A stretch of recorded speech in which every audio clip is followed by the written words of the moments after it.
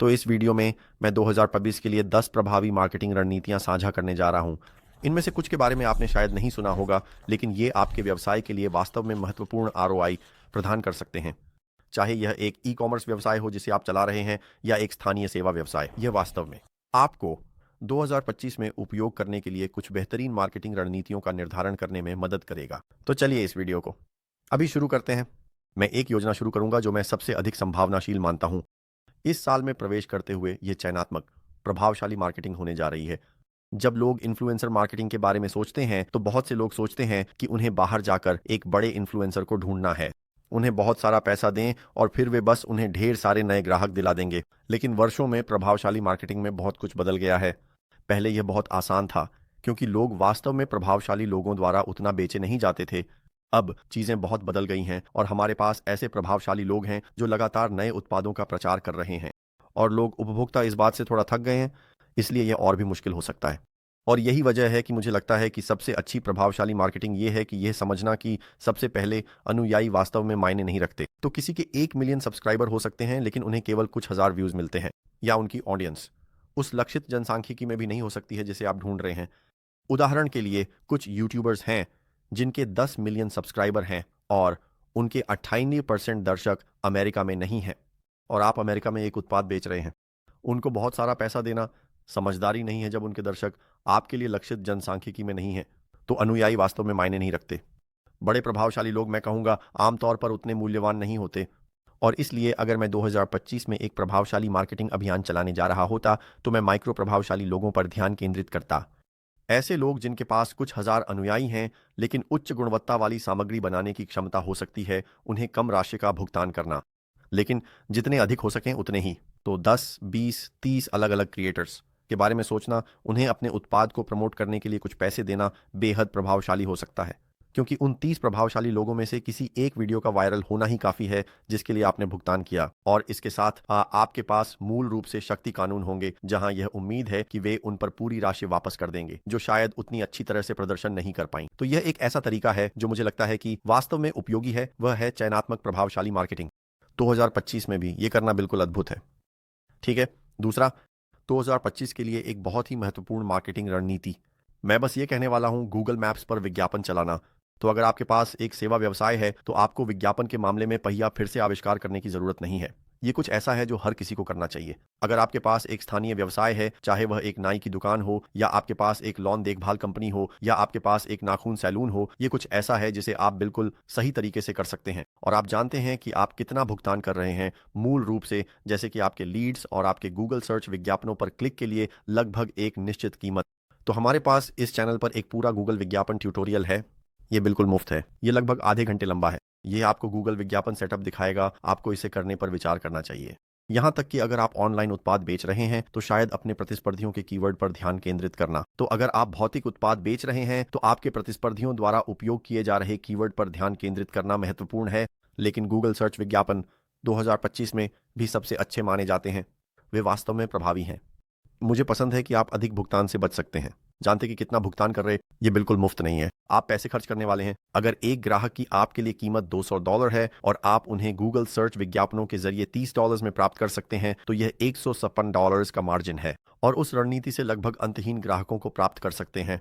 तो ये एक ऐसा है जिसे मैं वास्तव में सुझाव दूंगा। आप लोगों को गूगल विज्ञापन चलाने के लिए हायर कर सकते हैं, या आप 2025 में इसे खुद करने का तरीका समझ सकते हैं। ठीक है, तो तीसरी रणनीति जो वास्तव में शानदार होने वाली है वह है आपके उत्पादों के लिए एफिलिएट मार्केटिंग। तो आप क्या कर सकते हैं, आप इन्फ्लुएंसर्स या ब्लॉग्स को अपने उत्पाद को प्रमोट करने के लिए रख सकते हैं, और आप उन्हें उस संख्या के आधार पर भुगतान कर रहे हैं जो ग्राहक वास्तव में आपके पास आ रहे हैं। तो मैं जिस पहले उदाहरण का उपयोग कर रहा था वह है इन्फ्लुएंसर मार्केटिंग। आप उन्हें एक मुश्त नकद दे रहे हैं, वे आपका प्रचार कर रहे हैं। लेकिन एफिलिएट मार्केटिंग के साथ आप पार्टनर स्टैक या impact.com जैसी किसी चीज के माध्यम से एक एफिलिएट प्रोग्राम सेट कर रहे हैं। मैं उन लिंक को नीचे छोड़ दूंगा। आप एक एफिलिएट प्रोग्राम बना सकते हैं ताकि इन्फ्लुएंसर्स आपके उत्पाद का प्रचार कर सकें। आप जानते हैं, सामान्य लोग शायद जिनके 500 फॉलोअर्स हैं, 1000 फॉलोअर्स हैं, वे अपने तरीके से आपके उत्पाद का प्रचार कर सकते हैं। आपको सारी अनुपालन समस्याओं से निपटने का काम नहीं है, आपके उत्पाद प्रचार कर सकते हैं। वे अपने लिंक को पेस्ट कर सकते हैं, और जब भी कोई उनके लिंक पर क्लिक करता है और आपके लिए बिक्री करता है तो आप उन्हें उस राजस्व का 1% दे सकते हैं जो उनके माध्यम से आपके पास आया। तो ये वास्तव में अपने CAC यानी नए ग्राहकों को प्राप्त करने की लागत को नियंत्रित करने का एक शानदार तरीका है। तो अगर आप हर नए ग्राहक के लिए जो रेफर किया गया है शायद $10 का बोनस दे रहे हैं और आप एक उत्पाद $100 में बेच रहे हैं, तो आप वास्तव में इसके साथ काफी अच्छा कर सकते हैं।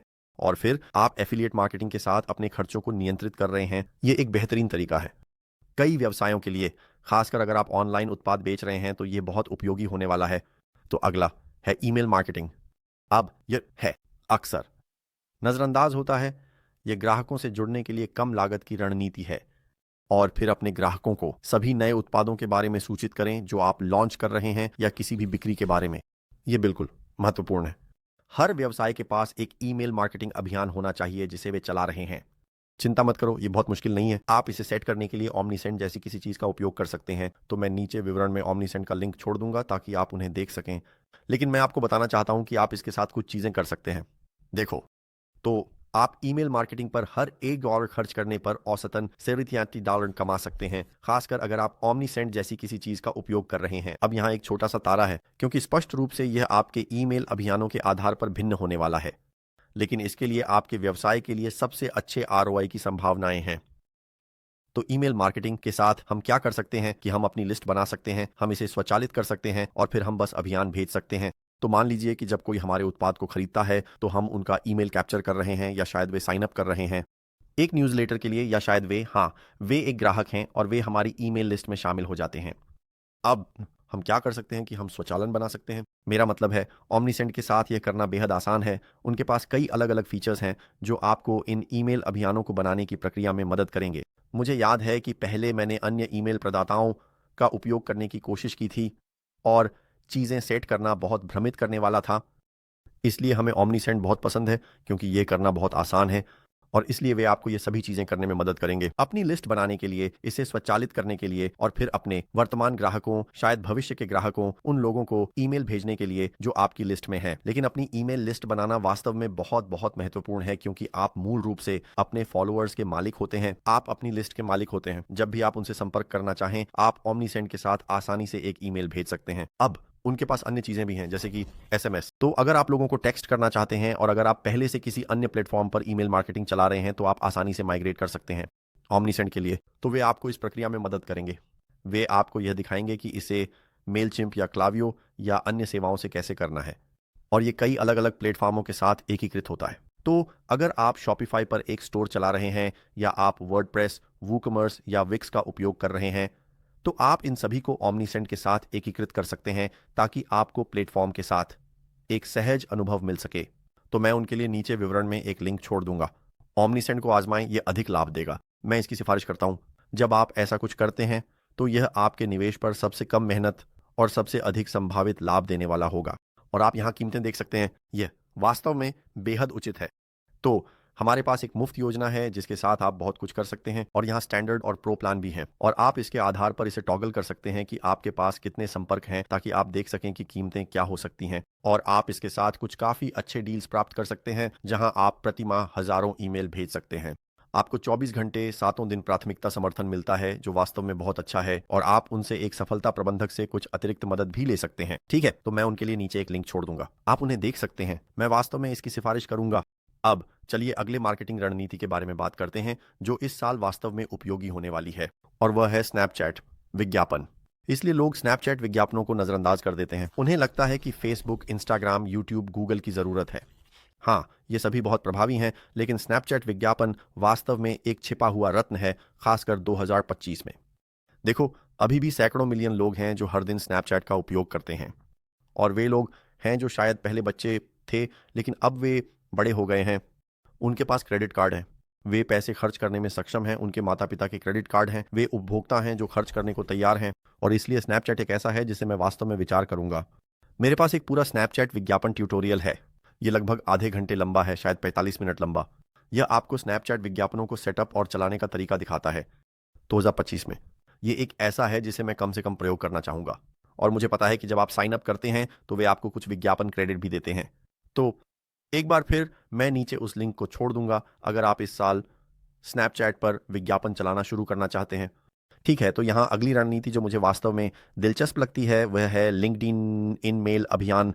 तो मैंने खासकर लोगों को देखा है, यह आपके लिए उपयोगी होगा अगर आप किसी भी प्रकार की B2B कंपनी चला रहे हैं, जहां मैंने देखा है कि लोग लिंक्डइन इन मेल विज्ञापनों से वे लाखों डॉलर के बिक्री अनुबंध हासिल करने में सक्षम हुए हैं, कुछ अलग अलग सॉफ्टवेयर कंपनियों के लिए जिन पर वे काम कर रहे हैं। और आपके लिए भाग्यशाली बात यह है कि हमारे पास लिंक्डइन पर विज्ञापन चलाने का एक पूरा ट्यूटोरियल भी है। इन विज्ञापन रणनीतियों की सबसे अच्छी बात यह है कि वे काफी पूर्वानुमानित होती हैं। आप जानते हैं कि आप कितना खर्च कर रहे हैं, आप बजट सेट कर सकते हैं, आप कह सकते हैं मैं लिंक्डइन विज्ञापनों पर केवल $50 प्रतिदिन खर्च करना चाहता हूं, और आप उस बजट तक पहुंच जाएंगे और फिर यह रुक जाएगा। तो आपको अधिक खर्च करने की चिंता नहीं है। और फिर आप जो कर सकते हैं वह है आप मूल रूप से स्प्लिट टेस्ट करते हैं। तो आप एक ही समय में दो अलग अलग विज्ञापनों को आजमाते हैं और फिर आप देखते हैं कि कौन सा बेहतर काम करता है। विज्ञापन लेते हैं, अच्छा काम करता है, उसे थोड़ा बदलना शुरू करते हैं, आप उस पर कुछ शब्दों को बदल सकते हैं और फिर आप इसे फिर से चलाते हैं। दोनों को एक दूसरे रखें और देखें कि कौन सा बेहतर प्रदर्शन करता है, और आप उन विज्ञापनों को 10% लगातार सुधारते और बदलते रहते हैं जब तक कि आपके पास एक ऐसा विज्ञापन न हो यह बिल्कुल शानदार प्रदर्शन कर रहा है। इसको वास्तव में शुरू करने में 1 महीने या उससे अधिक समय लग सकता है, लेकिन यह एक अच्छी रणनीति है। स्प्लिट टेस्टिंग कहा जाता है। यह मार्केटिंग में एक बुनियादी बात है जिसे हर किसी को समझना चाहिए। एक और चीज जो वास्तव में शानदार होने वाली है वह है SMS और व्हाट्सएप मार्केटिंग। तो आप वास्तव में ये ओमनीसेंट के माध्यम से भी कर सकते हैं। तो मैंने SMS मार्केटिंग के बारे में बात की, लेकिन ये मूल रूप से आप लोगों को ईमेल करने के बजाय टेक्स्ट करने जा रहे हैं। लोगों के फोन पर इसके लिए नोटिफिकेशन होते हैं, ईमेल, लेकिन इससे भी ज्यादा उनके पास टेक्स्ट के लिए है। मैं जानता हूं, जैसे जब मुझे एक ईमेल मिलता है तो मेरा फोन खास वाइब्रेट करता है, लेकिन जब मुझे एक टेक्स्ट मिलता है तो ये डबल वाइब्रेट करता है। और इसलिए जब भी मुझे एक टेक्स्ट मिलता है मैं अपने फोन को देखता हूं और उसे खोलता हूं। तो SMS मार्केटिंग के लिए ओपन रेट बहुत अधिक होता है। आप व्हाट्सएप मार्केटिंग जैसी चीजें भी कर सकते हैं। ये बहुत अच्छे काम कर सकता, विशेष रूप से संयुक्त राज्य अमेरिका के बाहर, जहां बहुत से लोग पारंपरिक SMS के बजाय व्हाट्सएप का उपयोग करते हैं। आप ईमेल मार्केटिंग के साथ बहुत सारी चीजें कर सकते हैं, लेकिन आप बस कर सकते हैं उस SMS स्टाइल को भी करें। आप इन टेक्स्ट्स को ऑटोमेट कर सकते हैं। अगर आपके पास प्रो प्लान है तो आपको कुछ मुफ्त SMS क्रेडिट मिलते हैं और ये काफी अच्छा है ना? और ओमनीसेंट के पास यहाँ उनकी साइट पर एक SMS प्राइसिंग टूल भी है। तो आप देख सकते हैं कि अगर आप 100 टेक्स्ट या 8000 टेक्स्ट भेज रहे हैं तो यह किस देश में भेजने के आधार पर कितना खर्च हो सकता है। तो इसके साथ बस टॉगल करना और ये देखना कि टेक्स्ट मार्केटिंग के लिए प्राइसिंग क्या होगी, काफी अच्छा है। लेकिन आप जानते हैं 1000 टेक्स्ट्स को 1000 अलग अलग लोगों को एक ही समय में भेजने की क्षमता काफी शानदार है। ठीक है, तो चलिए एक और रणनीति के बारे में बात करते हैं जो वास्तव में दिलचस्प है। मैंने केवल एक ही व्यक्ति को ऐसा करते हुए देखा है और यह बहुत अच्छा काम किया। यह आपके ग्राहकों या संभावित ग्राहकों के लिए हस्तलिखित पत्र हैं। एक संस्थापक हैं जिनसे मैंने कुछ खरीदा था। मैं कंपनी में निवेश करने के बारे में सोच रहा था, तो मैं उसके उत्पाद को आजमा रहा था और उसने मेरे उत्पाद खरीदने के बाद एक पत्र हाथ से लिखा और कहा, एक वफादार ग्राहक होने के लिए धन्यवाद। और आप जानते हैं उसमें कुछ और अच्छे शब्द भी थे। यह एक पोस्ट कार्ड की तरह था या यह एक कार्ड पर एक लिफाफे में था। और मुझे लगा कि यह एक शानदार तरीका है एक जीवन भर के ग्राहक और ब्रांड के साथ विश्वास बनाने का।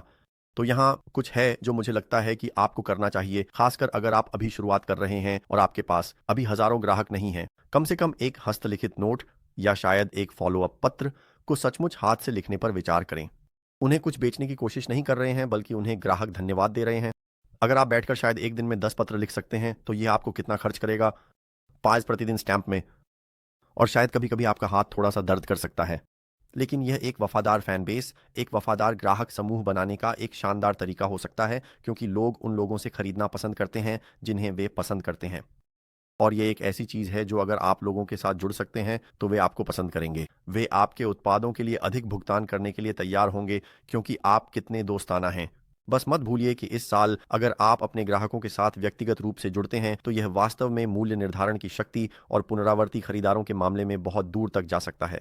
ये ध्यान में रखने के लिए एक शानदार बात है। तो नंबर 9 भी थोड़ा अनोखा है, क्योंकि मैं बहुत से लोगों को इसे करते हुए नहीं देखता, लेकिन ये एक किताब लिखना और उसे एक लीड फनल के रूप में उपयोग करना है। अब ये कुछ प्रकार की सेवा व्यवसायों के लिए बहुत अच्छा है। उदाहरण के लिए मान लीजिए कि आपके पास एक परामर्श व्यवसाय है या आपके पास एक वित्तीय सलाहकार फर्म है। ये वास्तव में ये करने के लिए बहुत अच्छा है। तो मैं एक ऐसे आदमी से मिला जिसके पास एक वित्तीय सलाहकार के रूप में प्रबंधित करने के लिए $1 अरब से अधिक की संपत्ति है। और मैंने उससे पूछा, तुमने उन सभी ग्राहकों को कैसे पाया? तुमने सारी पैसे वाले लोगों को कैसे पाया जो आप पर भरोसा करते हैं कि आप उनके लिए पैसे का निवेश करें? और उसने कहा कि उसके अधिकांश ग्राहक एक किताब से आए जो उसने लिखी थी। उसने धन बनाने के तरीके, शेयर बाजार में निवेश करने के बारे में एक किताब लिखी। और जो लोग वह किताब पढ़ते हैं वे उसके साथ बहुत विश्वास बना लेते हैं, क्योंकि उन्होंने उसके सैकड़ों पन्ने पढ़े। धन प्रबंधन में निवेश करने के बारे में बात करते हुए। और फिर किताब के अंत में उसने यह उल्लेख किया, यदि आपको इस मामले में मदद चाहिए तो हम आपके लिए आपका पैसा निवेश करने में मदद कर सकते हैं। और इसलिए यह किताब सचमुच उसके संपत्ति प्रबंधन फर्म के लिए उसे दसियों मिलियन डॉलर बनाकर दी। तो इस पर विचार करें, जैसे अगर आपके पास कोई भी प्रकार का व्यवसाय है जो संभावित रूप से लाभ उठा सकता है और एक लीड फनल के रूप में उपयोग किया जा सकता है। इसके लिए मैं एलेक्स हॉर्मोजी जैसे व्यक्ति पर विचार करता हूं। बहुत से लोग उसे जानते हैं। उसने एक किताब लिखी जिसका नाम है जैसे 100 मिलियन ऑफर्स या कुछ ऐसा ही। और वह किताब उसके लिए एक लीड फनल के रूप में बेहद मूल्यवान थी, क्योंकि उसे उस किताब से बहुत सारे नए ग्राहक मिले। क्योंकि उन्होंने इसे पढ़ा, उन्होंने उसके साथ बहुत विश्वास बना लिया और फिर उन्होंने उससे संपर्क किया और उसे परामर्श किया और उसने उनके व्यवसाय का एक हिस्सा खरीदा। तो ये एक ऐसा तरीका है जो वास्तव में काम कर सकता है, खासकर उन प्रकार के व्यवसायों के लिए। और आखिरी तरीका जो वास्तव में प्रभावी होने वाला है, और मैं इस पर ऑब्वियसली पक्षपाती हूं, वह है केवल ऑनऑर्गेनिक सोशल मार्केटिंग। अगर आप अपने उत्पाद और अपने ब्रांड के लिए टिकटॉक, इंस्टाग्राम और यूट्यूब पर कंटेंट डालते हैं तो यह तो बिल्कुल आसान है। इसका सबसे अच्छा हिस्सा, इसका कोई खर्च नहीं, और आप कर सकते हैं तो गूगल पर रैंक करें या यूट्यूब पर रैंक करें, चाहे यह एक ब्लॉग, यूट्यूब चैनल या इंस्टाग्राम रील्स के माध्यम से हो। यह ग्राहकों को पाने का एक शानदार तरीका होगा, बुनियादी रूप से मुफ्त में। तो आप जानते हैं इसके अलावा कि आपको कैमरे पर होना पड़ सकता है, कैमरे से बात करते हुए, जैसे मैं अभी कर रहा हूं, ग्राहकों को कम लागत पर प्राप्त करना।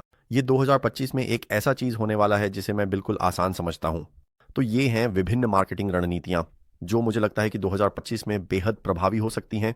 अगर आपके पास कोई सवाल है, कोई विचार या आइडिया है, तो उन्हें नीचे कमेंट सेक्शन में छोड़ दें। ओमनीसेंट को देखना ना भूलें। ये ईमेल मार्केटिंग सेट करने का एक शानदार तरीका है। मुझे लगता है कि अगले साल इसके लिए वास्तव में अच्छा आरओआई पाने की संभावना है। तो वीडियो देखने के लिए धन्यवाद। उम्मीद है कि आपको यह मूल्यवान लगा होगा और मैं भविष्य में आपसे मिलूंगा।